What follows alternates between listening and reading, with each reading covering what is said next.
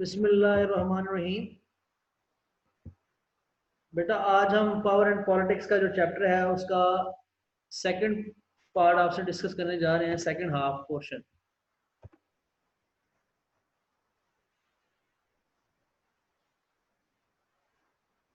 हमने डिस्कस कर लिया हुआ है कि पावर क्या है, कैसे आप पावर को यूज़ करते हैं और पावर जो है वो कैसे गेन की जाती है, उसके सोर्सेज क्या हैं। आज हमने बात करनी है कि पॉलिटिक्स क्या है और डिफरेंट पॉलिटिक्स टैक्टिक्स क्या हैं, उनको कैसे अप्लाई किया जाता है ऑर्गेनाइजेशन के अंदर, कौन सा बिहेवियर पॉलिटिकल बिहेवियर एक्सेप्टेबल है, कौन सा पॉलिटिकल बिहेवियर नॉन एक्सेप्टेबल है ऑर्गेनाइजेशन के अंदर। सबसे पहले देख लेते हैं पॉलिटिक्स की डेफिनेशन क्या है। Organizational politics means involving intentional acts of influence to enhance or protect the self interest of individual or group। इससे क्या मुराद है, किसी भी इदारे के अंदर अगर आप अपना ज़ाती फ़ायदा मफाद या अपने ग्रुप का मफाद उसका तहफ़्फ़ुज़ जाते हैं, उसको उस एजेंडे को अपने परसू करना चाहते हैं, उसको सिक्योर करना चाहते हैं, तो आप पॉलिटिक्स करते हैं। और पॉलिटिक्स की क्या आती है, आपको पावर आती है। पावर से आप अपना जो काम है वो ऑर्गेनाइजेशन के अंदर या ग्रुप के अंदर आप उसको करवा सकते हैं। आप डिसीजन मेकिंग के अंदर आपका अख्तियार आ जाता है, आपकी आवाज़ हायरार्की के अंदर सुनी जाती है। अब डिफरेंट पॉलिटिक्स टैक्टिक्स हैं। फर्स्ट वन इज अटैकिंग और blaming others. It's a technique. मैंने आपको बताया कि कुछ बिहेवियर पॉलिटिकल एथिकल है, कुछ अनएथिकल है। कुछ पॉलिटिकल टैक्टिक्स आपको नेगेटिव साउंड करेंगी, कुछ पॉजिटिव साउंड करेंगी। अपने मुखालिफ को अटैक करना, ब्लेम करना अपनी किसी मिस्टेक का या किसी गलती का, that is also a political tactics. Using information as a political tool, information को कंट्रोल करना, लोगों तक ना जाने देना या अपनी चॉइस की इंफॉर्मेशन लोगों तक पहुंचाना, that is also a political tactics. Creating a favourable image, अपना इमेज फेवरेबल क्रिएट करना लोगों की नज़र के अंदर, ये भी एक पॉलिटिकल टैक्टिक्स है। और इसके लिए लोग इंप्रेशन मैनेजमेंट भी करते हैं, जो हम इसी चैप्टर के अंदर आगे जाके देखेंगे कि what is impression management, how you can control your image. Developing a base of support. If you want to pursue your either your individual agenda or a group, or you want to protect your individual interest or group's interest, in both cases you need to have a support, a base of your support. For that आप क्या करते हैं, लोगों को इस support हासिल करने की कोशिश करते हैं किसी तरीके से भी। Forming power coalition with strong allies, जो लोग ज़्यादा इन्फ्लुएंशियल होते हैं, स्ट्रॉन्ग होते हैं, आप उनके साथ अपने अलाइंस बनाते हैं, अलाइंस उनको साथ मिला लेते हैं। एसोसिएशन और associating with influential people, similarly आप ऐसे लोग जो इन्फ्लुएंशियल होते हैं उनके साथ अटैच हो जाते हैं। Creating obligation reciprocity, that if you perform any activity for someone, he will also perform the similarly any activity for you. यानी कि एक दूसरे के लिए काम करना, आप वो आपका काम कर दे, आप उसका काम कर दें। इसको रेसिप्रोसिटी भी कहते हैं, रेसिप्रोकेट भी कहते हैं, रेसिप्रोकेट करना। अब मैंने जैसे आपसे पिछले लेक्चर में भी अर्ज किया था कि पॉलिटिक्स और पावर दोनों साथ साथ पैरेलल चलती हैं ऑर्गेनाइजेशन के अंदर। अगर आप बेटा किसी इदारे के अंदर मौजूद हैं और आप ये कहते हैं कि वहाँ पॉलिटिक्स नहीं होती, या आजकल की ऑर्गेनाइजेशन के अंदर पॉलिटिक्स नहीं होती, तो ये इसके बहुत चांसेस कम है, बहुत चांसेस कम है। क्योंकि ये आपके सामने ये 9 स्टेटमेंट्स आई हैं, जो सर्वे कंडक्ट कराया गया, डिफरेंट मैनेजर से पूछा गया कि आप ये बताएं कि क्या अदारों के अंदर पॉलिटिक्स होती है, तो उसके रिजल्ट आपके सामने हैं। उन्होंने कहा हाँ जी बिल्कुल होती है, अदारों के अंदर पॉलिटिक्स। कितने लोगों ने एग्री किया इस बात से? 93% ने। कितने लोगों ने कहा, से पूछा गया कि क्या एग्जेक्टिव जो सक्सेसफुल होता है उसको पॉलिटिक्स की जरूरत है, तो 89% लोगों ने कहा जी हाँ जी बिल्कुल जरूरत है, और 15.7% लोगों ने कहा कि पावरफुल एग्जेक्टिव जो है ना वो पॉलिटिकली एक्ट नहीं करते। The majority of the executive in any organizations, they have a political way of acting. The politics is the reality, it is involved in the affairs of the organization and its existing phenomena. फिर ये बेटा तीन level पे, individual level पे भी है और group level पे भी पॉलिटिकल एक्टिविटीज इन्वॉल्व हैं, कोलिशन लेवल पे भी, नेटवर्क लेवल पे भी।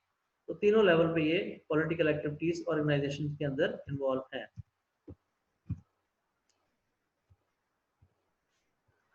अब कौन से ऐसे फैक्टर्स हैं जो पॉलिटिकल बिहेवियर की तरफ कंट्रीब्यूट करते हैं, लोगों को कंपेल करते हैं कि ऑर्गेनाइजेशन के अंदर वो पॉलिटिक्स के अंदर इन्वॉल्व हो। बेटा जैसे हमको बताया कि पॉलिटिक्स इंडिविजुअल और ग्रुप के इंटरेस्ट को प्रोटेक्ट करने के लिए होती है, सिमिलरली इंडिविजुअल और ऑर्गेनाइजेशनल फैक्टर्स भी हैं जो कंट्रीब्यूट करते हैं टुवर्ड्स पॉलिटिक्स। इंडिविजुअल फैक्टर कौन से हैं जी? अगर आप अथॉरिटेरियन आपका रवैया है तो आप पॉलिटिक्स में इन्वॉल्व होंगे। ऑर्गेनाइजेशनल फैक्टर क्या है? कंपटीशन के लिए आप इन्वॉल्व होते हैं।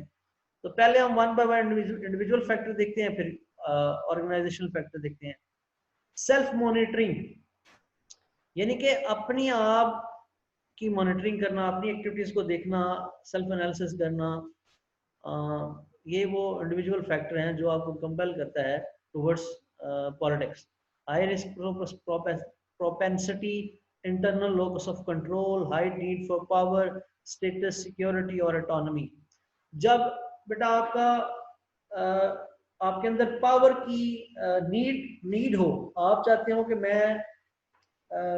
मेरे पास अख्तियार हो, आप उसकी, और या आप अपने स्टेटस के लिए पावर चाहते हैं या सिक्योरिटी के लिए चाहते हैं, तो आप पॉलिटिक्स के अंदर इन्वॉल्व होते हैं।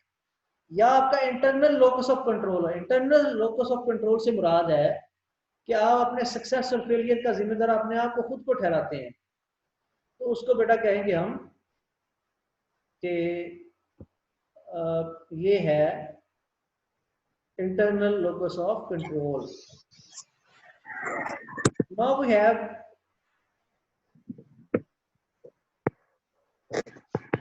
Shanam Virk. Mute yourself, please. All those who are joining, please mute yourself. Then organizational factors हैं, competition है, level in organization है, low trust, role ambiguity and counter norms. आप प्लीज नोट करते जाएं. If you want to ask any question related to any point at the end of this lecture, you can ask any question related to this lecture. Unclear evaluation system अगर organisation के अंदर है, आप समझते हैं कि अनफेयर ट्रीटमेंट हो रहा है, या आप डेमोक्रेटिक डिसीजन मेकिंग चाहते हैं, जीरो सम एलोकेशन हो रही है, सेल्फ सर्विंग सीनियर मैनेजर है, तो आप अदारे के अंदर बेटा ये ग्रुप फैक्टर्स हैं जिनकी वजह से आप इन्वॉल्व होते हैं पॉलिटिक्स के अंदर. How we can be a manager in an organization control political behavior. As you know that political behavior is not favorable all the time for organization or for individual, then as a manager how you can control this political behavior? Number one, provide sufficient resources so that the people are not involved in politics in order to get resources. वसाइल के सूल के लिए वो politics में involve ना हो जाए. इंट्रोड्यूस रूल्स, क्लियर रूल्स होने चाहिए अदारों के अंदर. फ्री फ्लो ऑफ इंफॉर्मेशन होना चाहिए from top to bottom and within different hierarchies of the organization. If there is any change involved in the organization, the management should manage it properly and effectively. This is fourth point. Fifth, remove political norms.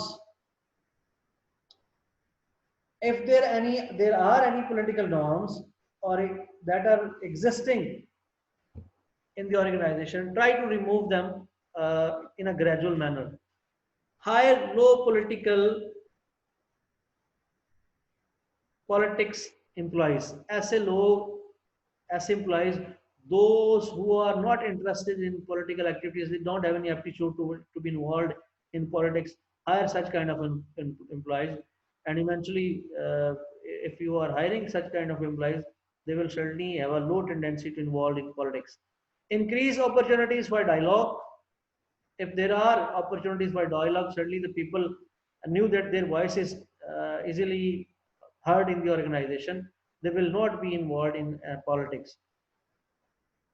Eighth, peer pressure against politics. The people who are working with each other in any organization at an equal rank, they should be motivated to stop their other peers involving or encouraging towards involving in politics. उन वो ऐसे लोग जो politics में involve हो रहे हैं, उनको उनके colleagues जो है ना, peers जो है ना, वो बताएंगे कि please avoid such kind of behavior. Practical tips for managing organizational politics. Don't close your eyes to politics. Politics is a reality, as I have told you earlier. So don't close your eyes. Reduce system uncertainty and ambiguity. Number three, reduce competition. Number four, break existing political fiefdoms. Prevent future fiefdoms. Challenge political behaviors. Walk the talk. It means that whenever there is a need to talk, there should not be any barrier to uh, to talk with the management or talk to anyone in the organization. Recognize the other, may interpret your behavior as political, even if you are really were not being political. The people sometimes you are not involved in the politics, but they will blame that you are involved in politics. So you need to be aware of this thing, and you need to explain them that you are not involved in politics. Reduce your own and others' vulnerability to political behavior. The organization should be aware of the politics and should reduce the negative impact of the political behavior on employees and organization. Next, we have defensive behavior towards politics. Over confirming, passing the bucks, playing dumps, stretching and smoothing, stealing. बेटा जी, ये वो behaviour है जब आप politics को reality नहीं समझते, जब आप पॉलिटिक्स को फेस नहीं कर रहे होते, आप क्या करते हैं, जो जैसे कि आपके पास कोई चीज़ आई है तो आप दूसरे के ऊपर डाल देते हैं, या आप खामोशी इख्तियार कर जाते हैं।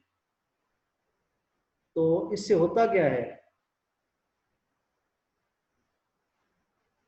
इस सिनेरियो में आप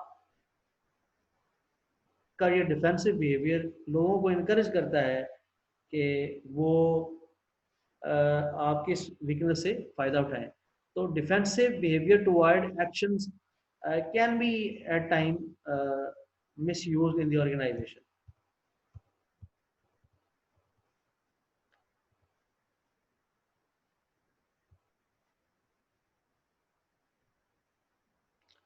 Again, there are few other types of defensive behavior or forms of defensive behavior: buffing, playing safe, justifying scapegoat, misrepresenting, escalation of commitment, prevention, protecting turf. These all are the different forms of defensive behavior. Now there is a guideline in front of you that how you can protect yourself and organization from unethical political behavior.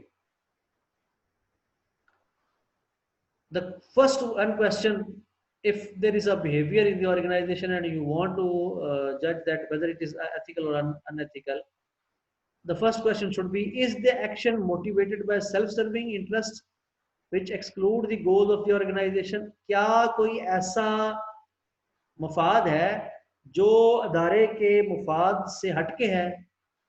क्या कोई बंदा ऐसा मफाद परसू कर रहा है? अगर तो सवाल का जवाब है यस, तो ये अनएथिकल है। और अगर नो है तो फिर आप अगले सवाल पे चले जाएंगे। Does the political action respect individual rights? अगर वो इंडिविजुअल का अपना सवाल है भी तो क्या वो उसके राइट से मुतल्लिक है? अगर यस है, नो है तो वो अनएथिकल है, यस है तो फिर अब तीसरे क्वेश्चन पे, is the political activity fair और इक्विटेबल? अगर पॉलिटिकल एक्टिविटी फेयर और इक्विटेबल है, यस है, तो एथिकल है, अगर नो तो फिर अनएथिकल है। ये बेटा 3 क्वेश्चन का फिल्टर है। अगर 3 क्वेश्चन का फिल्टर आप लगा देंगे तो आपको पता चल जाएगा कि ऑर्गेनाइजेशन के अंदर जो बिहेवियर है किसी एम्प्लॉय का वो एथिकल है या नॉन एथिकल है। अब मैंने जैसे आपको शुरू में कहा कि लोग इंप्रेशन मैनेजमेंट टेक्निक को यूज करते हैं, तो मैंने आपसे कहा कि आगे आएगी ये बात, तो ये आपके सामने है। Impression management is a technique which it is used by the people in order to control and manipulate the reaction of others to image of themselves or their ideas. आप in a simple word आप अपना image दूसरों की नज़र में control करना चाहते हैं कि लोग मुझे किस नज़र से देखें। Impression management is a behavior that people direct towards others to create and maintain desired perception of themselves. आप अपनी मर्जी के मुताबिक चाहते हैं कि मेरी परसेप्शन लोगों की नज़र में ये हो। ये वो टेक्निक है।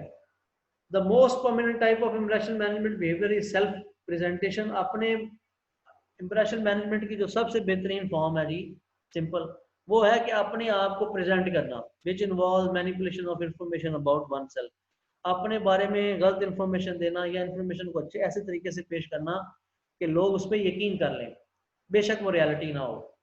Self presentation can be verbal, non-verbal, or involve display of certificate. There are at least 8 types of verbal self presentation. वो types क्या हैं? ये सामने आपके आ गई। फ्लैटरी है, बटरिंग इसमें अंदर होती है, अपॉलॉजीज होती है, एक्सक्यूजेज होती है, ओपिनियन कंफर्मिटी है, claiming, association, favours, self description. These all are the 8 form of impression management. अब पुअर इंप्रेशन मैनेजमेंट से क्या मुराद है?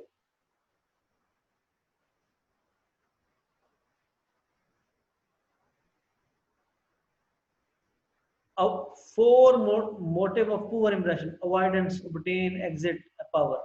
ये बेटा जी वो टेक्निक्स हैं जिनसे आप अवॉइड कर जाते हैं, एग्जिट कर जाते हैं, हार मान जाते हैं, या poor way of managing your impression है। अगर आप चले भी जाते हैं, छोड़ भी जाते हैं, तो लोग कहीं लोगों के कोई अच्छा इंप्रेशन नहीं लेंगे। अनफेवरेबल अपवर्ड इंप्रेशन मैनेजमेंट, जो आपके ऊपर हायरार्की के अंदर है, वो कैसे आपका इंप्रेशन उनकी नज़र में बुरा होगा अगर आपकी परफॉर्मेंस डिक्रीज हो रही है, अगर आप अपने पोटेंशियल के मुताबिक काम नहीं कर रहे, अगर आप विदड्रॉ कर जाते हैं या डिस्प्लेइंग अ बैड एटीट्यूड, तो इससे आपका इंप्रेशन गलत हो जाएगा। Now in front of you there are organizational determinants, norms and counter norms. These are organizational norms and counter norms in front of you. Openness to honesty, these are norms. Secrecy and lying, ये बेटा जी counter norms हैं। इसी तरह आपके left side पे follow the rules है, on the right side we have a break the rules to get the job done, ये counter norms हैं। Take responsibility, avoid responsibility, pass the bucks. अब pass the बक्स का मतलब पीछे भी word ही आया है कि अपनी जिम्मेदारी दूसरों के ऊपर डाल देना। All for one and one for all, achieve your goals at the expense of others. पहला ये है कि मैं अब जो काम करूंगा वो मेरे लिए, सबके लिए है। दूसरा ये है कि मैं अपना गोल अचीव करूंगा, बेशक उसके लिए मुझे दूसरों की टांग खींचनी पड़े, बेशक उनको मुझे डिप्राइव करना पड़े उनके राइट से। Maintain an appearance of consensus, support the team, maintain high visibility, grand standing. कुछ लोग होते हैं वो कहते हैं कि ये सारा टीम ने काम किया, कुछ कहते हैं टीम को पीछे करके अपनी विजिबिलिटी को आगे बढ़ाते हैं। Take timely action. Never do today what you can put off until tomorrow. कुछ लोग होते हैं जो कहते हैं आज ये काम आज ही करना, कुछ कहते हैं नहीं आज ये काम दूसरे पे डाल दें। ये है जी बेटा, ये नॉर्म्स और काउंटर नॉर्म्स हैं जो ऑर्गेनाइजेशन के अंदर एग्जिस्ट करती हैं, जिनसे आपको जज कर सकते हैं लोगों को।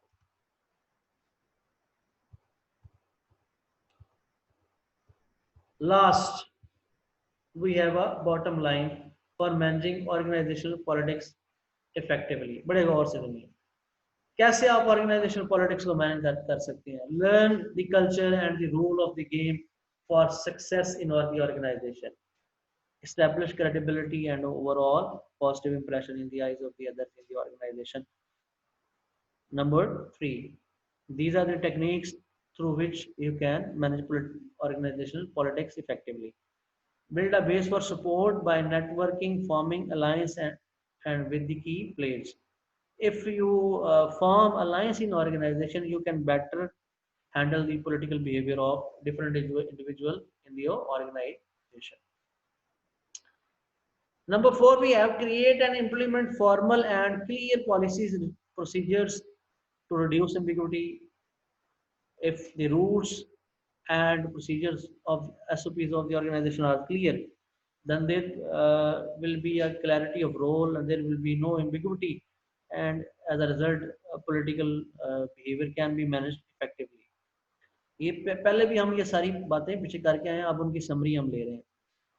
Number five, the direction of the arrow towards down is pointing towards number five here.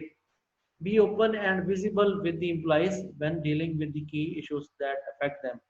ऐसे issues जो employees को affect करते हैं, उनको सुनने में और हिचकिचाए नहीं और उनको open heart के साथ, खुले दिल के साथ उनको सुने और उनको deal करें.